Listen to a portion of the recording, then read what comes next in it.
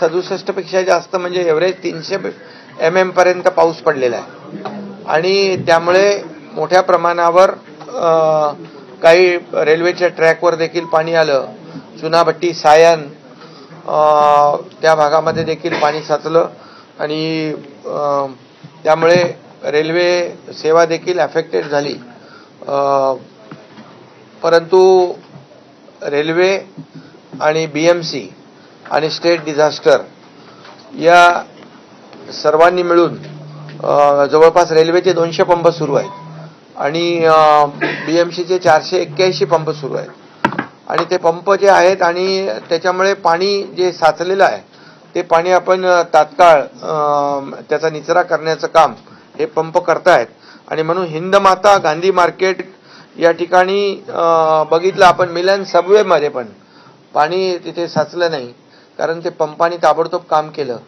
Holding point जे आहेत holding पॉइंटचा देखील मोठा फायदा झाला आहे आणि रेल्वेच्या खाली ट्रॅकच्या खाली मायक्रो टनलिंग देखील जे केलेलं आहे त्याचाही फायदा याच्यामध्ये होतोय आणि त्यामुळे एकंदरीत होल्डिंग पॉइंट आणि मायक्रो टनलिंग हे पहिलं आहे आपल्याकडे मुंबईमध्ये देशामध्ये पहिलं हे आपण केलेलं आहे. त्यामुळे खूप मोठ्या प्रमाणावर त्याचा फायदा होतोय आणि सकाळपासूनच मी रेल्वेबरोबर BMC आणि आपलं स्टेट डिझास्टर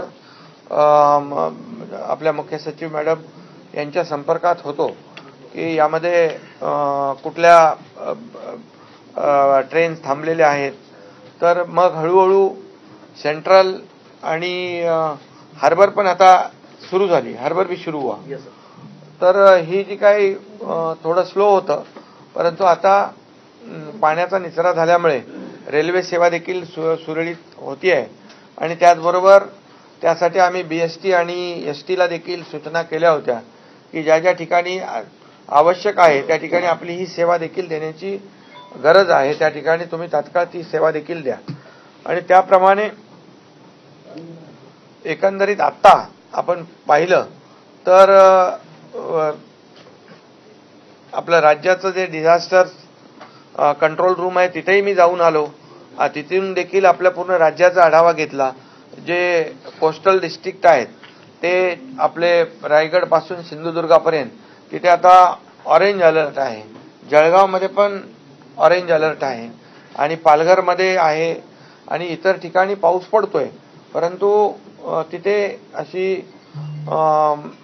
जास्तीचा अतिवृष्टी नाही आहे. त्यामुळे त्या ठिकाणी देखील सिंधुदुर्ग NDRFची मी देखील प्रमुखांशी सकाळी बोललो आणि त्यांनाही त्या सर्व टीम सिंधुदुर्ग आणि ज्या ज्या ठिकाणी रात्री ऑरेंज अलर्ट होता आता रात्री रेड अलर्ट होता आता ऑरेंज अलर्ट आहे त्यांना देखील आणि त्याचबरोबर आर्मी नेव्ही आणि एअरफोर्स हे जे आहेत त्यांच्याशी त्यांनाही अलर्टवर ठेवलेलं आहे. कुठेही काही असं आवश्यकता लागली तर ताबडतोब त्यांची मदत आपल्याला घेता येईल.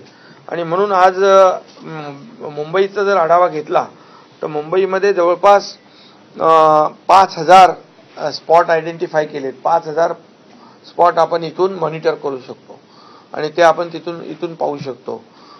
तर ती एक मोठी जमेची बाजू आहे. आता आपले जे काही DMC वरिष्ठ अधिकारी 2 AMC स्पॉटवर आहेत.